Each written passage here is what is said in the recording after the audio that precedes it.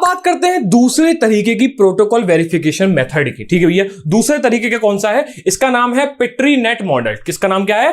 पिट्री net model. अब ये exam में काफी बार आ चुका है। ठीक है भैया, तो बहुत ध्यान से देखना। इसका मतलब क्या होता है? इसका मतलब होता है पिट्री नेट मॉडल एक ग्राफिकल मैथमेटिकल मॉडल है। क्या है भैया? Graphical mathematical. मतलब हम क्या करेंगे, कुछ डायग्राम और कुछ मैथमेटिक्स लगाएंगे। मतलब ग्राफ का मतलब क्या होता है? मान लो मैंने कोऑर्डिनेट्स बनाया, इसके अंदर कुछ ग्राफ्स बनाए, इसके बीच में कुछ मैथमेटिक्स लगा दी। ठीक है, क्या तेरी बात समझ में आई? ये क्या करता है? ये हम क्यों यूज करते हैं? एक्चुअली में ये यूज हम तब करते हैं जब हमारी प्रोसेस है, जब हमारी कम्युनिकेशन जो है वो कंकरेंट हो, पैरेलल हो या फिर एसिंक्रोनस हो। मतलब भैया हम जो कम्युनिकेशन कर रहे हैं वो कंकरेंट हो, पैरेलल हो या फिर एसिंक्रोनस हो। मैं आपको बता रहा हूं ये तीनों ही शब्द जो हैं, कंकरेंट, पैरेलल और एसिंक्रोनस, अपने अपने कॉन्टेक्स्ट में, अपने अपने फील्ड के अंदर सेम मीनिंग से वर्क करते हैं। मतलब भैया सिंपल सा मतलब है, कंकरेंट का मतलब समझना। मैंने बोला कि मैं आज 4 लोगों को पैसे ट्रांसफर कर रहा हूं। तो मैंने 1 को, 2 को, 3 को और 4 को पैसे ट्रांसफर कर दिए। ठीक है भैया, एक बार में एक ही समय में 4 लोगों को पैसे ट्रांसफर किए जा सकते हैं कि नहीं किए जा सकते हैं? मान लो मैं 4 जगह पे 4 लोगों को घेर लूं और फोन पे चालू करके एक क्यूआर पे एक साथ 4 लोग पेमेंट कर सकते हैं। क्या इतनी बात समझ में आई? तो मैंने क्या कहा ये है कंकरेंट मनी ट्रांसफर। क्या है भैया? ये कंकरेंट मनी ट्रांसफर। क्या मैं इसको पैरेलल मनी ट्रांसफर भी बोल सकता हूं? ठीक है भैया, कॉन्टेक्स्ट अलग है ना। पैरेलल का मतलब क्या होता है? पैरेलल का मतलब ये होता है कि भैया 3-4 चीजें एक साथ चल रही हैं अपने अपने जोन में, एक साथ 3-4 चीजें चल रही हैं। क्या ये भी वही है?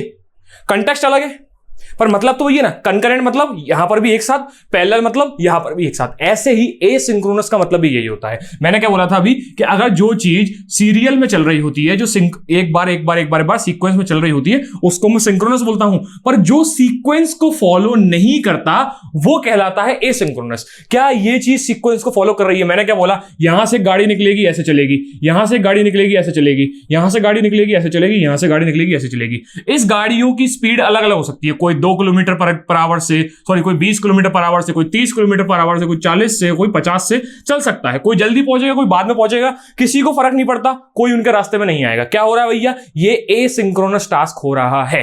ठीक है भैया, क्या तेरी बात समझ में आई? ऐसे ही मैंने बोला कुछ ऐसे टास्क, कुछ ऐसा कम्युनिकेशन जो कंकरेंट, पैरेलल या एसिंक्रोनस हो रहा हो, उसका वेरीफाई करने के लिए, उसके प्रोटोकॉल्स को वेरीफाई करने के लिए मैं पिट्री नेट मॉडल का यूज करता हूं।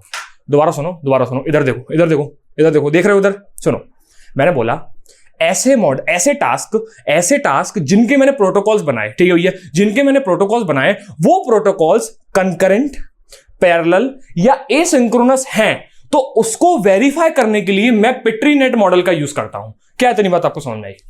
ठीक है भैया, चलो ठीक है। सिंपल सी बात है।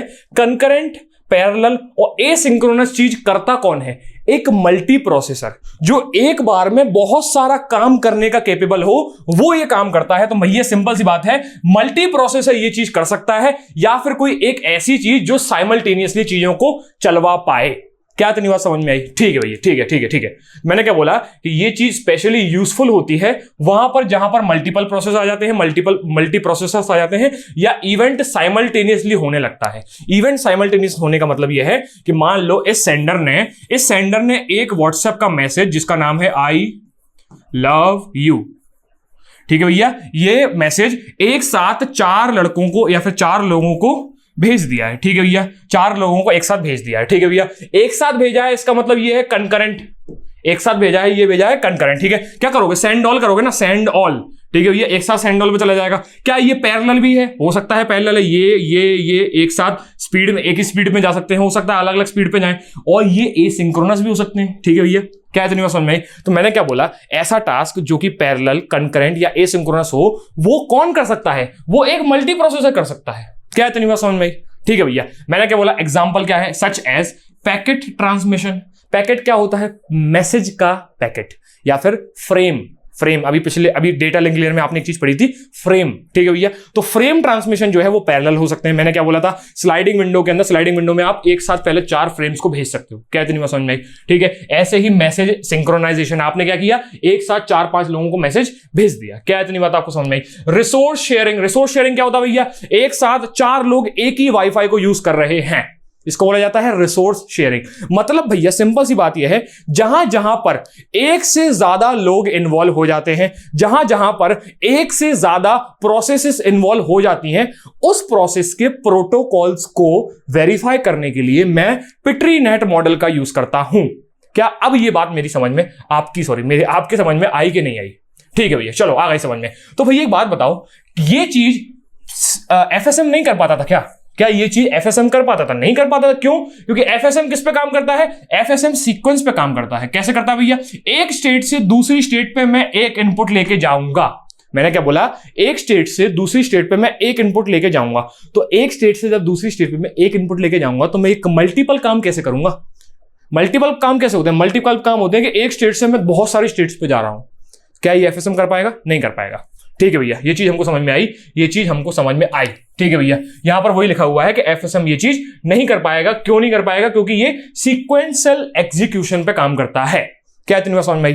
ठीक है भैया, लास्ट पॉइंट कुछ नहीं कहता, लास्ट पॉइंट सिंपल्स है, भतेरा है, 2-3 बार पढ़ चुके हैं, मैंने सिंपल सी बात बोली, जहां पर मल्टीपल प्रोसेसर्स की बात होती है वो वहां पर पिट्रीनेट मॉडल का यूज करने लगता है। क्या इतनी बात आपको समझ में आई? ठीक है भाई, ठीक है, ठीक है। एग्जाम में क्वेश्चन आता है क्या भैया? हाँ, एग्जाम में क्वेश्चन आता है इसके ऊपर एग्जाम में क्वेश्चन मिल सकता है आपको, शॉर्ट नोट पे पूछ लेगा या फिर प्रोटोकॉल वेरिफिकेशन का जनरल क्वेश्चन पूछ लेगा, आपको दोनों के टाइप लिखने पड़ेंगे। क्या इतनी बात समझ में आई? बहुत बढ़िया, बहुत बढ़िया। अब एक बात बताओ भैया, इसके टाइप्स बता दो, इसके टाइप्स नहीं, इसका स्ट्रक्चर बता दो। ठीक है भैया, अब हम बात करने वाले हैं इसके स्ट्रक्चर की, किसके? पिट्रीनेट मॉडल का स्ट्रक्चर कैसे होता है, पिट्रीनेट मॉडल का स्ट्रक्चर कैसे होता है। ये 4 चीजें हैं इसके अंदर, ये 4 चीजें होती हैं। इस डायग्राम को बड़े ध्यान से देखना, इन दोनों डायग्राम को। मैं ये 4 चीजें आपको 2 मिनट के अंदर बता देता हूं। जब भी मैं पिट्रीनेट मॉडल का डायग्राम बनाता हूं, मैंने क्या बोला, ये एक डायग्रामेटिक या फिर ग्राफिकल मैथमेटिकल मॉडल है। हम यहां पर ग्राफ्स को और मैथमेटिक्स को इन्वॉल्व करते हैं, तो मैं ये डायग्राम भी ग्राफ्स और मैथमेटिक्स से मिलकर ही बनाता हूं। ठीक है भैया, इस ग्राफ के अंदर एक प्लेस होती है जिसको हम सर्कल से रिप्रेजेंट करते हैं। मैंने क्या बोला, इस ग्राफ के अंदर एक प्लेस होती है जिसको मैं सर्कल से रिप्रेजेंट करता हूं। यहां पर आप देख सकते हैं दोनों जगह पे। ठीक है भैया, ठीक है। उसके बाद क्या होता है भैया, एक होता है ट्रांजिशन। क्या होता है भैया? ट्रांजिशन। ट्रांजिशन क्या होता है भैया? ट्रांजिशन एक रेक्टेंगल होता है। ठीक है भैया, एक रेक्टेंगल होता है। यहां पर आप बहुत ध्यान से देख सकते हैं, ये एक रेक्टेंगल है, इसको हम ट्रांजिशन बोलते हैं। क्या इतनी बात समझ में? ठीक है भैया, ये बेसिकली इवेंट चेंज या स्टेट चेंज को दिखाता है। मैंने क्या बोला कि ये एक जगह पे खड़े हुए हैं हम, ये हमारी एक प्लेस है, ये हम अभी इस समय यहां खड़े हुए हैं। हमने क्या किया, यहां से यहां पहुंच गए तो हमारे अंदर कुछ चेंजेस हो गए, हमारे अंदर कुछ बदलाव हो गए। बस इस बदलाव को ये चीज अपने अंदर समा के रखता है। ठीक है भैया, जस्ट फॉर एग्जांपल मैं आपको एक छोटी सी बात बताता हूं। मान लो कुछ बदलाव हुए, कुछ चेंजेस हुए जो इसने एक्सेप्ट करे। मान लो इसके अंदर कुछ बदलाव हुए, वो इसके अंदर गए, और हम चाहते थे कि इन दोनों के अंदर चेंजेस को कंबाइन करके हम यहां भेजें। मैंने क्या बोला, दोबारा सुनना। ठीक है भैया, थोड़ी गहराई की बात है ना, तो मैं आपको आज पढ़ा के पूरा समझाऊंगा ये चीज, क्योंकि कोई इतना डिटेल में आपके एग्जाम में नहीं आएगी। बस एक कॉन्टेक्स्ट दे रहा हूं एग्जाम के अंदर। ठीक है, बस एक कॉन्टेक्स्ट दे रहा हूं दिमाग के अंदर। मैंने बोला कि यहां पर कुछ बदलाव होंगे, यहां पर कुछ बदलाव होंगे। मैं चाहता था कि इन दोनों बदलाव जो यहां पर चेंजेस होंगे, इन दोनों को कंबाइन करके मैं यहां भेजूं। मैं इन दोनों को कंबाइन करके यहां भेजूं। तो इसने क्या किया, इसके चेंजेस को अपने पास रखा, इसने अपने इसके चेंजेस को अपने पास रखा और दोनों को कंबाइन करके यहां भेज दिया। क्या इतनी बात समझ में? तो ऐसे ही हम इसीलिए इसी कुछ पर्पस के कारण हम रेक्टेंगल को यूज करते हैं इन दोनों के बीच में। ठीक है भैया, ठीक है, समझ में आया।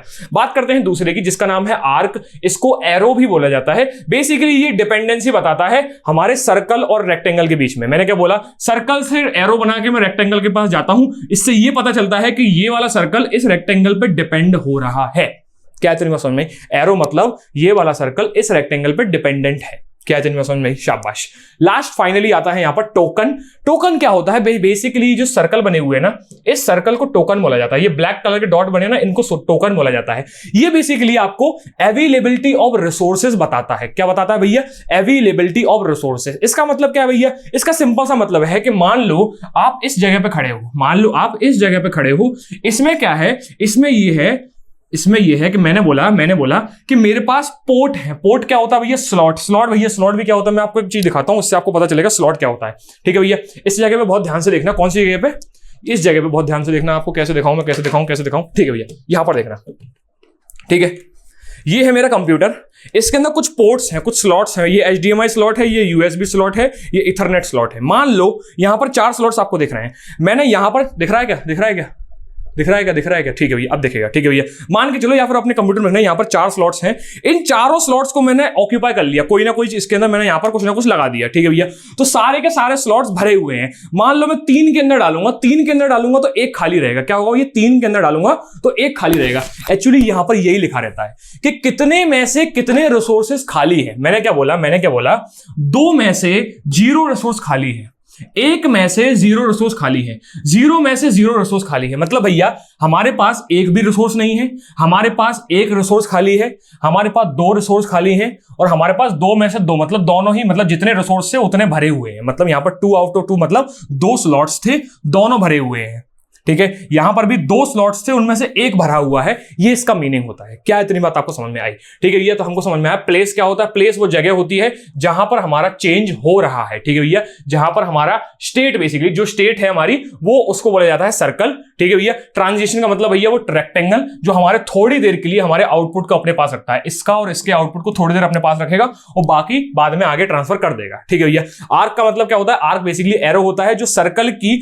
डिपेंडेंसी रेक्टेंगल के ऊपर बताता है। और हमारा टोकन क्या होता है, token basically availability of resources के बारे में बताता है। क्या इतनी बात आपको समझ में आई।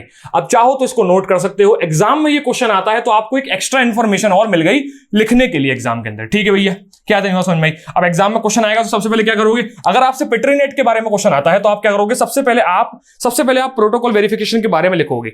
आप लिखोगे कि Petri net is a protocol verification model, ठीक है। थोड़ा सा प्रोटोकॉल के बारे में लिखा, मतलब प्रोटोकॉल वेरिफिकेशन के बारे में लिखा।